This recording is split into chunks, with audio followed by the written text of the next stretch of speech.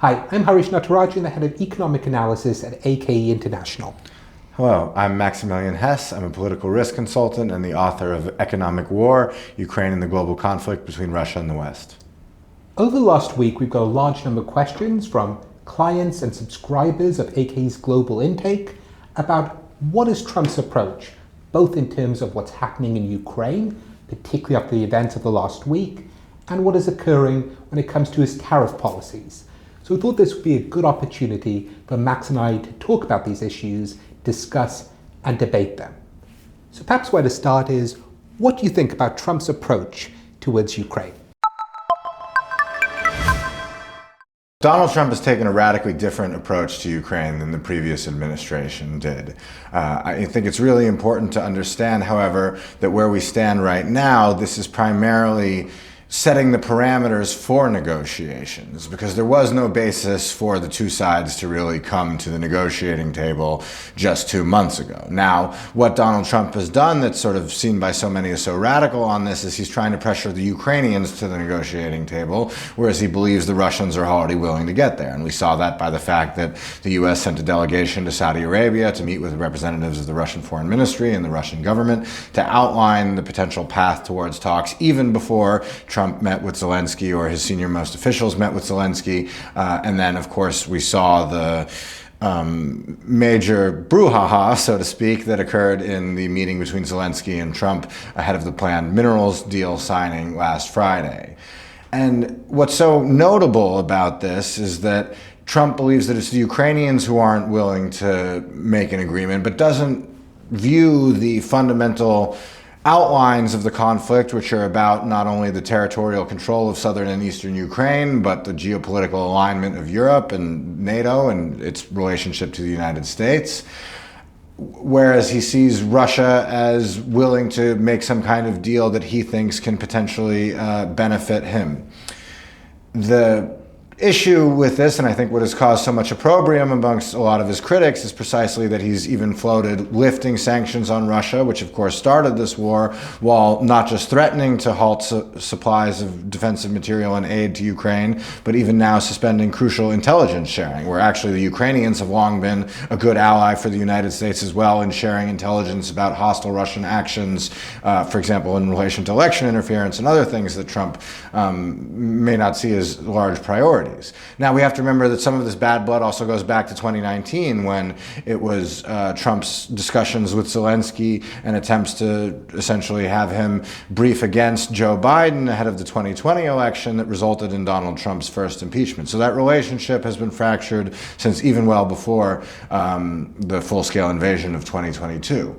Now, I think one of the fundamental problems with this is that actually the strategic alignments of the United States, including Trump's vision of the United States and Russia, are very much diametrically opposed, even if there is a personal attraction between the two leaders, which is that for Russia, key strategy is restarting natural gas exports. It's not in Trump's control to get those back online to Europe, and it's very unlikely as part of any settlement that the Ukrainians, Poles, or even Germans necessarily agree to that.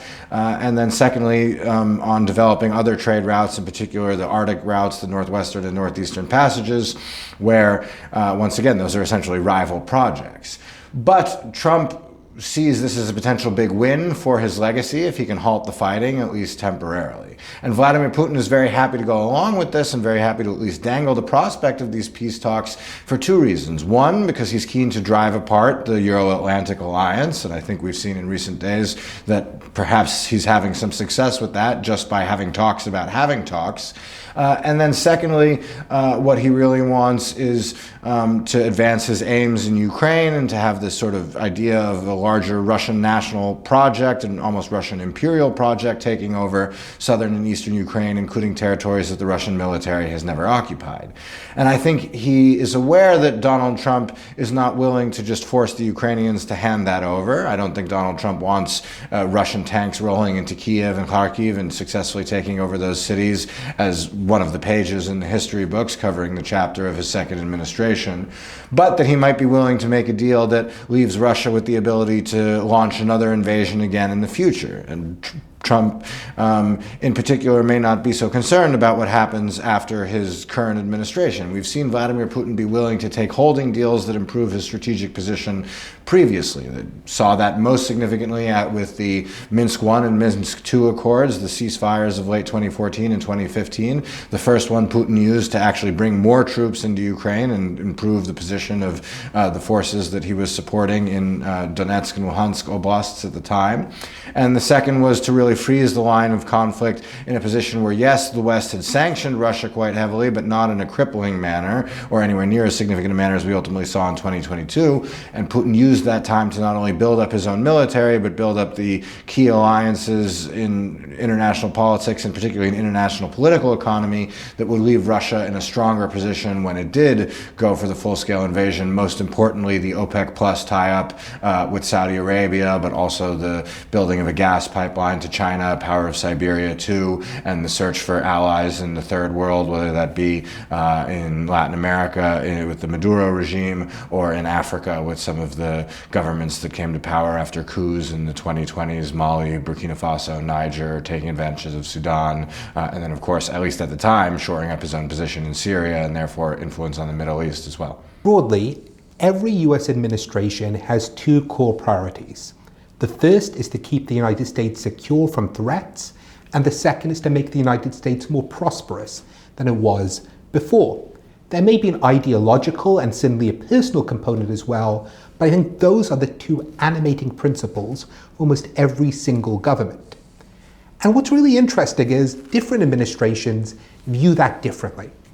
And particularly the Trump administration, when it comes to Europe and Russia and Ukraine, has a very different view than, say, Reagan would have, all the way to the Biden administration. What is that difference? I think part of it is that the US can't see, or the Trump administration doesn't see, a strategic importance in maintaining an independent Ukraine, or simply a territorial sovereign Ukraine in the form it was in 2014 or 2022. And given that, why do they think it's worth spending the $100 billion plus? So, if you're the Trump administration or you're Donald Trump, why are you continuously funding Ukraine? And if you're not, you realize that Ukraine is much more likely to collapse, much more likely to lose the war. Now, that's not something I think the Trump administration wants. I think they would much rather have peace, but they do want to be out of the conflict, not just not sending people into it, but not even funding it in the first place. So what does that mean for the Trump administration? It is that you need peace, but where is your leverage? You don't have a lot of leverage when it comes to forcing the Russians to do anything. You could try and tighten sanctions, but they're already pretty intense. You're not willing to use military force. And given that, your leverage is almost exclusively on the Ukrainians. That's where you can cut off intelligence sharing. That's where you can cut off funding. And if you do so, you know the Ukrainians have to come to the table, or they would otherwise face almost immediate collapse. That's what I think we've seen fundamentally over the last couple of weeks, which has broken out into lots of disputes on Twitter, and Truth Social, and then in the public domain, the press conference with J.D. Vance. Because you do have this big difference in terms of interests. And in the end, they know that the Ukrainians will have to concede, or they'll be in a very difficult position because Europe is unable to fill in the gap. And even if Europe did, or the Ukrainians refused to concede, at least the United States would be out of the conflict. They would love to get repaid with that mineral deal, but I do think that's probably a secondary concern. So yeah, Trump I do think wants peace, but I don't think that's a primary concern. But to the degree he does want peace in Ukraine, he realizes he has to use leverage when it comes to the Ukrainians, because the only leverage which he has. And that's the first part and the major part of the strategy. I think there are two other variables which do play a part when it comes to Trump's strategy. The first one of these is personal.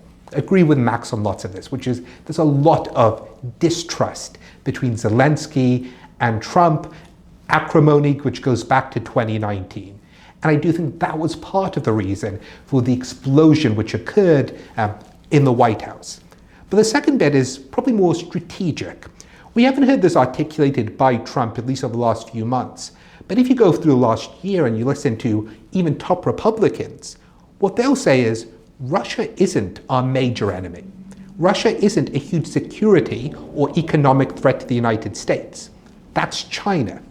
And one thing which they do fear is a strong Russia-China alliance, which is, as Russia doesn't have trading partners in Europe, doesn't have trading partners in the United States, who's it turning to? Increasingly more and more to China. And that, I think, many will look at as a potential risk. It also then justifies a closer relationship with Russia. If you are a potential partner instead, maybe you break that strong Russia or growing Russia-Chinese alliance, and in doing so, further the United States' strategic and security aims.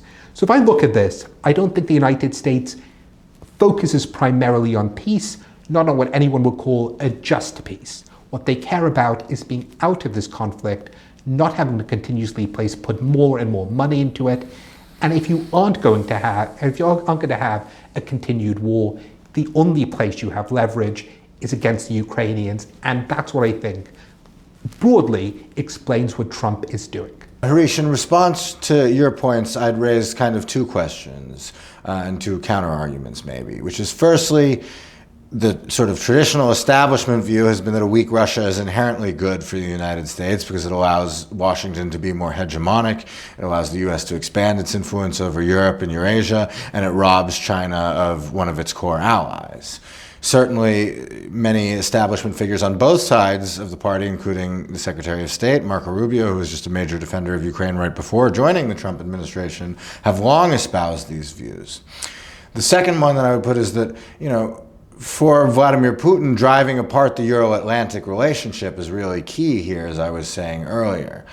And why is it, therefore, that you think that, one, Trump doesn't have that traditional view of Russia being weaker, being good for the United States? And secondly, do you think Trump cares about the Euro-Atlantic relationship, not just the NATO components, but also the economic components as well? Well, let me answer those questions as I see it in reverse. So starting with driving a wedge between Europe and the United States. I think Trump walks into that, which is, why are you threatening large numbers of potential tariffs on Europe? That is certainly something which is going to drive a wedge between European countries and the United States. I don't think that ends up being a major priority. On the NATO front, which you mentioned, but I do think it's fairly relevant here, which is, if you're Donald Trump and if you're part of the new Republican constituencies, the MAGA base, to lack of a better word, what do you think of when it comes to Europe, which is years and years of free riding of American support on security?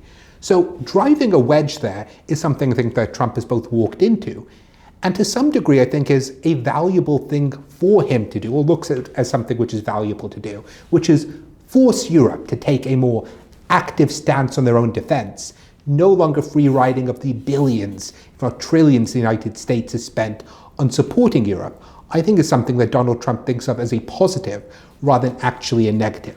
Does this create a huge wedge between Europe and the United States?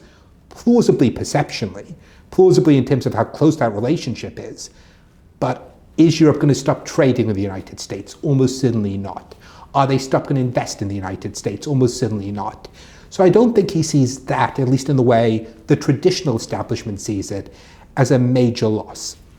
On the first part of the question, which is, does Donald Trump or the Trump administration see a weaker Russia, or sees a weaker Russia as something which is in the US's interest? I suspect not, in that there's a huge difference between Russia as it was or the Soviet Union as it was in 1989, and Russia today, which is, the Russian economy is about the size of the Italian economy. I find it difficult for them to see on an economic front that Russia is a real threat. On an ideological front, it's not an area I think which the administration cares a huge amount, but they aren't trying to export an ideological project the way that you could argue they are during the Cold War. So on, do you want a weaker Russia? Plausibly, but I think many within the administration would see Russia already to be weak. The only place where I think that may not be true would be potentially on its military dimensions. But I think the war in Ukraine has probably suggested both a weakness in Russia's military And even if the Russians do have more expansionist aims and are willing to actualize them, where do they see the risk to the United States or the strategic harm to the United States as a result? Maybe there'll be some military interventions in parts of Georgia, a slightly more activist approach on some of the borders of whatever new Ukraine will potentially be. But I don't think the administration sees that to be incredibly important. And if you're weighing that up against the other harms from the US's perspective, which is, should we be involved? Should we be spending all this money? I definitely think that that's far more important to the Trump administration. But maybe to push on something which you've written a lot about, which is you see the interest is more than just about Ukraine or the borders of Ukraine, but about the monetary system. So how do you think, well, probably I guess for most people, how would you explain that? And more importantly, how do you think the Trump administration views that? Sure. So I'll take it with some of Trump's own criticisms, right? Which is that one of the largest tariffs that Trump has threatened is against the BRICS system, countries that leave or seek to leave the dollar, of which Russia has, at least in recent years, been by far the most activist player. The BRICS acronym comes from Brazil, Russia, India, China, South Africa, and is this loose partnership, it's not even a formal institution, many structures of countries that are saying, let's see if we can trade in currencies other than the dollar, make sure, for example, that sanctions are something that we can work around. Now, if you look at the countries that make up that acronym, you have Brazil, Russia, India, China, South Africa. South Africa, we can kind of leave aside because it's in an economically weak position, certainly as compared to all the others. But all of those countries are massive surplus earners, unlike the Europeans and the United States, by which I mean they earn more from exports than they do from imports. They also are all countries with various levels of capital controls. Not so many in Brazil, a lot of them in China, and extremely wide ones, especially since 2022 in Russia. So what all these countries have a structural deficit in is that they have these earnings that they essentially need to reinvest somewhere else for a return and to have tradable instruments because of their domestic capital returns. That's what's made the dollar so strong for so long, is that despite their relative geopolitical alignments, they've historically been big holders of the US dollar, or euros in Russia's case, which did diversify away from the dollar. But China is the number one holder of dollar assets before the US's foremost Asian ally, Japan. So if you drive apart Europe and the United States, however, you effectively create a bifurcation in these two large deficit markets and borrowing markets that those excess investments can be turned into, right? You know, it's not just that Paris is a nice place, that wealthy Gulf states like to invest a lot of money in real estate there or in Paris or the like. It's broadly for the same reasons.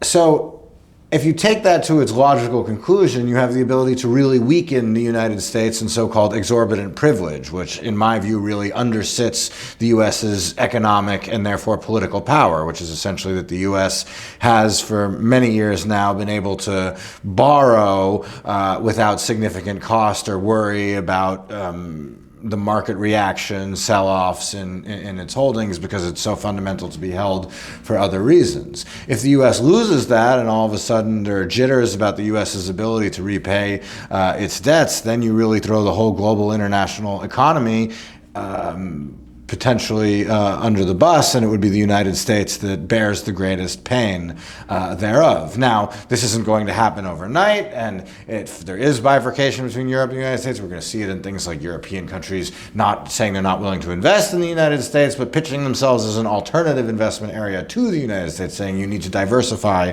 away from your U.S. risk. And then second steps like, hey, Europe is now willing to introduce its own so-called secondary sanctions, sanctioning countries or companies that violate its rules even outside of the base. And we've seen the U.S. take the UK and the EU take some steps towards that already.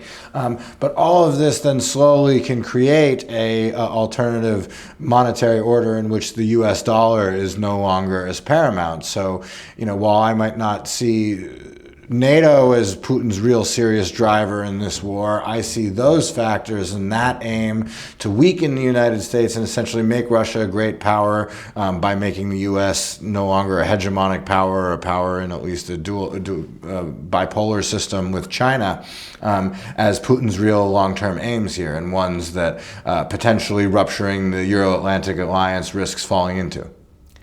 One thing which I find quite interesting about that is I can see there's almost cross purposes when it comes to the Trump administration here, which is there is certainly a huge value in the dollar being the world's reserve currency for the United States. The exorbitant privilege you talk about, US interest rates being considerably lower than they otherwise would be given debt accumulation. At the same time, there is a major principle of the Trump administration is we are being beaten on trade, that we are running this giant trade deficit. And so much of what we're seeing from the administration is to cut that trade deficit. And it is difficult you can't have the same capital account surplus if you're cutting down your trade deficit at the same time. I guess is the difficulty in understanding the Trump administration, that on both of these could be valuable things, that you want the dollar to be the world's reserve currency, you want a smaller trade deficit or a trade surplus, but it's difficult to see them all fit together. But perhaps this leads to another question on perhaps the more important, or a major event which is occurring, which is the imposition of tariffs, or the continuous imposition of tariffs by the part of the Trump regime. What are your thoughts on that? Donald Trump's tariff strategy really raises the question of whether there is a method to the madness. And we've seen Trump threaten tariffs against almost everybody, but already enact 25% blanket tariffs against the U.S.'s closest trading partners in Mexico and Canada, and a 20% blanket tariff against China, in addition to other tariffs that already existed on China that he had brought in 2017, and that the Biden administration had even expanded over the previous few years. Now, where I think Trump 2, as in this administration, is really quite different from Trump 1, is that Trump sees these as the key methods to not just improving the U.S.'s position vis-a-vis other countries in the short term, but for restructuring the U.S.'s economy going forward. And that's why I think he's willing to take some of these incredibly assertive measures so early on in his first administration. He's aware that there will be economic pain to doing them, but believes that they will create the basis for a larger manufacturing industry and greater investment in the United States going forward. Now, that, of course, faces some challenges in the short term, which is firstly, the tariffs are inflationary, as in they raise prices, but at the same time, they also make it likely that the value of the US dollar will, at least in the short run, increase. And what Trump really wants in the long run is for the dollar value to decrease so that the US can be competitive on exports, but at the same time, protecting the US's position as the international currency and international reserve asset of last resort. So that's making sure that the US dollar is still used in trade primarily and still held by central banks as their core reserve instrument. We've seen Trump talk about 100% tariff threats against countries that join the BRICS structures. And then additionally, we've also seen him go and try to really rebalance some long-term grievances with this policy. So Canada, we know, just as we spoke about earlier in relation to Ukraine, personal politics are very involved. There's very poor relations between Donald Trump and outgoing Canadian Premier Justin Trudeau. And then, of course, with relation to Europe, we've seen a lot of talk around tariffs, not just based on reciprocal measures in response to Europe's own trade barriers, but even targeting VAT, the European value-added tax, a tax that exists in most worlds and which doesn't actually give U.S. companies a structural advantage because, of course, VAT is paid on products produced domestically within Europe as well as those exported to the region, but which Trump effectively dislikes because he says, why should it cost 20% more to sell a Ford car manufactured in the United States and Europe than it does domestically. Some measures, however, I really don't think there are clear answers to and come from Trump's willingness to try to prove that he is essentially willing to go out there and take these measures, essentially say, you know, if I'm willing to do this even where you don't think there's an economic logic to it, imagine what I will be willing to do when there is at least a political or economic logic, as we saw with his threatened tariffs against Colombia over its refusal to accept deportation flights. But then for me, the most difficult to grasp ones are the tariffs just announced on Monday that he plans to impose on U.S. agricultural imports. Now, the U.S. agricultural trade is heavily reliant on imports for certain goods, but is also a major net exporter of certain goods that aren't consumed in the U.S. or aren't consumed at the levels that they are produced in the United States. So particularly pork and soya, a lot of which are exported to China, and where those markets will also be facing pressures because China has announced that some of its reciprocal tariffs will directly target those U.S. agricultural goods. This, of course, also has political ramifications in the United States, that a lot of those agricultural producing states are ones that are either traditionally Republican or which Trump won in 2016 and in 2024. But I think overall we really have to believe that he's serious about this, and that he at least believes there's a method to the madness, even if right now some of the moves are very hard from a traditional economic and trade analysis lens to understand. Tariffs can play an important role. I think we often understate the value tariffs can actually have. It is true that they can allow some reshoring of manufacturing. It is true that they can help combat unfair trade practices, and they can certainly lead to negotiations. When it comes to the United States, more than anyone else, this is the instrument of power Donald Trump is more willing to use. There are previous administrations who might have focused on US military power, military aid. There are previous administrations who may be looking at economic deals, positive economic deals. Well, for the Trump administration, they've said, as Trump said himself, the United States is the golden goose. This is the instrument of power we have to shape the world economically and otherwise in our favor. And it can seem then that there is often a lot of method in it. And in some areas, I think this is certainly true. If you were to look, for instance, the idea of reciprocal tariffs, the idea that whatever a country protectionist measures, tariffs, non-tariff barriers on the United States, those should be equalized through the use of tariffs, or at least the threat of equalization should lead to some level of negotiation. In principle, I think that's a pretty strong idea. In practice, that is certainly much more complicated. But I think the difficulty here is that the excess use of tariffs is certainly alarming, and it's why you really have to wonder if there's a real method here, or other factors are determining how the Trump administration is approaching its policies. When it comes to China, we can argue about the merits of tariffs or otherwise. When it comes to India, where tariffs may or may not be imposed, reciprocal or otherwise, we can argue about the value of it, even when it comes to the European Union, or places which are more protectionist than the United States. The difficulty, though, is in several other places. I think Canada is probably the one which jumps out as one of the strangest examples of the use of tariffs. We're not entirely sure what the United States wants to get from it. There's a formal justification, national security, border security, and fentanyl. But I don't think most people find that to be very plausible. There's perhaps an economic justification, but it's very difficult to articulate. So what's justifying tariffs in those cases? I think in reality, if you look at tariffs as an instrument of power, that power can be wielded against your economic rivals, against people who are treating you unfairly, or they can be wielded against countries or people who you dislike. In the case of the Canadians, this could be a show of strength, just as a show of strength. It could be motivated by dislike of Prime Minister Justin Trudeau.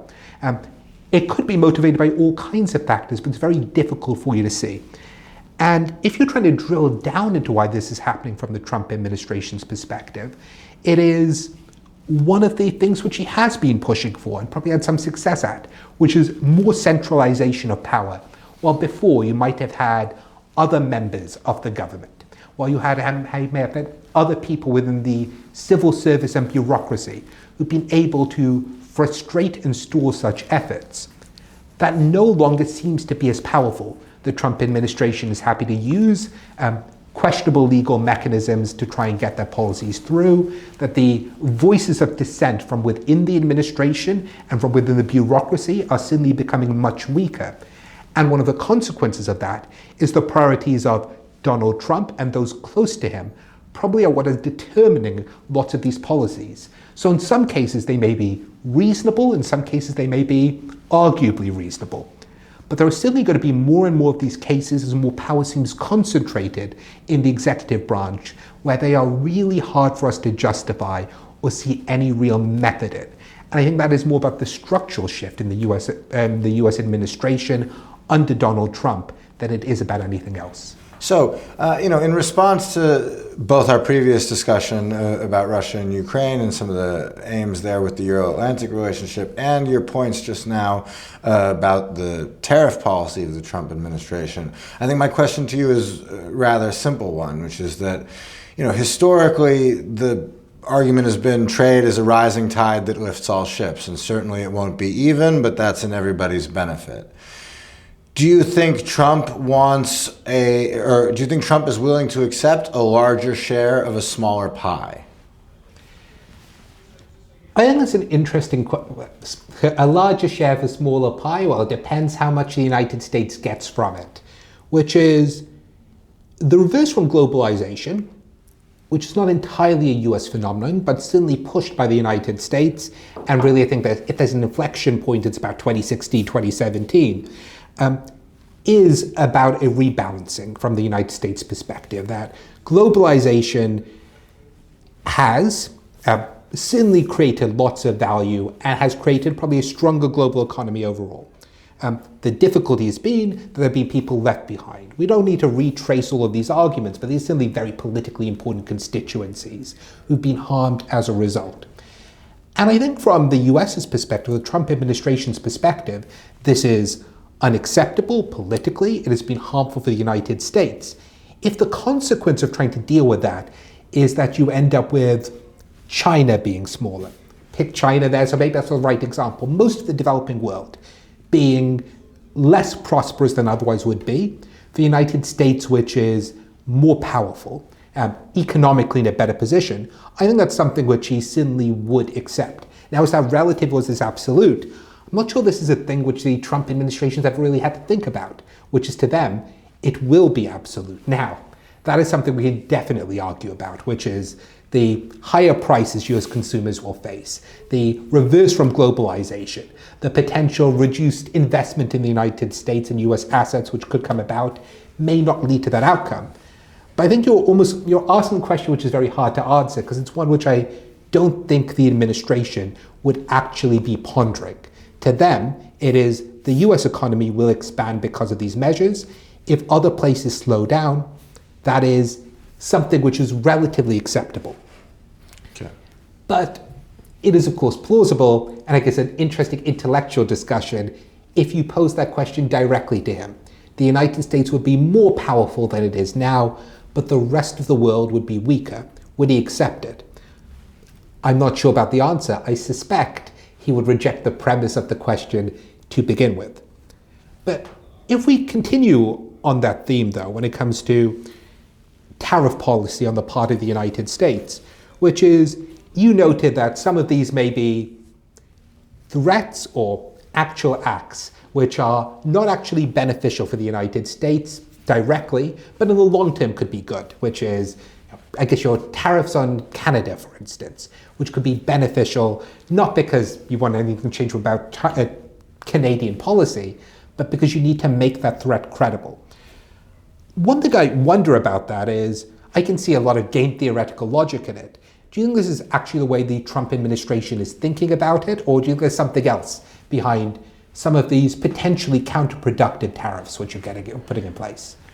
I do think Canada is really being targeted because Trump wants to make an example of it and show that he is, willing to do this. And in some ways, it's not even game theory, but it's, the logic of the streets that you have to think to, right?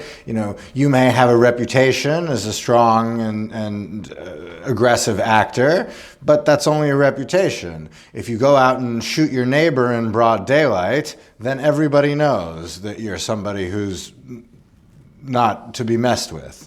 And so I think Trump is using Canada to show, if I'm willing to do this with the U.S.'s closest partner, both in trade and historically in support for U.S. foreign policy, then I'm willing to do it with anyone.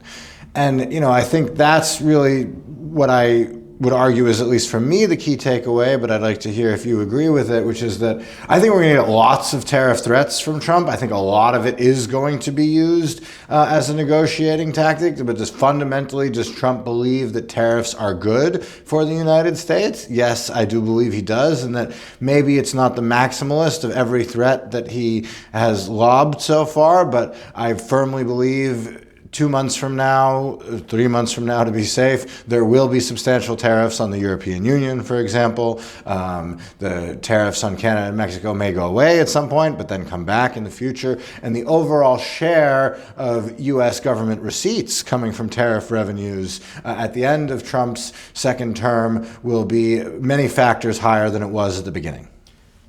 I always go back to someone who said back in the first term, take Trump seriously, but don't take him literally.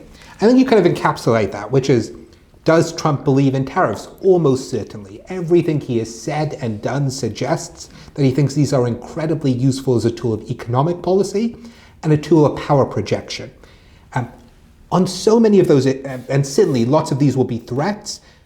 And I think the core question is that, particularly when it comes to your closest allies, Canada and Mexico, on a trade relationship, China as well, but I feel that's a slightly different conversation. These are relatively harmful for US consumers. They're harmful for US companies. They're harmful because of really well-integrated supply chains.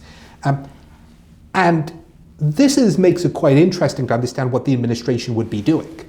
That these don't, particularly when it comes to your closest allies, it doesn't seem to be beneficial to push these forward. These threats can be useful to gain minor concessions, but that's probably it. But what do I think I'll see in 6 months? Exactly what you noted, which is there will be more tariffs in place, potentially on the European Union, but the original threats of 25% sound high to me. Negotiated down though, maybe sectorally specific, like on automobiles. I think that's certainly where we are heading to, and it's probably where the administration will go to. We will see whether this will be successful. My inclination is that if they are kept limited, which is a way of saying if they're negotiated away, this will end up becoming a large win for the Trump administration. If they aren't, this will be a real question and really harmful. I think Canada is going to be such an interesting litmus test here, which might be one of those countries where the continuous promise to put on tariffs, to threaten Canada, is playing exactly into the hands with a ruling Liberal Party. So we'll see how that goes going forward. But certainly I do think we're going to have a much less open world economy, in part, but not only due to Donald Trump. Great. Well, I look forward to discussing this then in a few months' time. We'll see how it's played out. Great.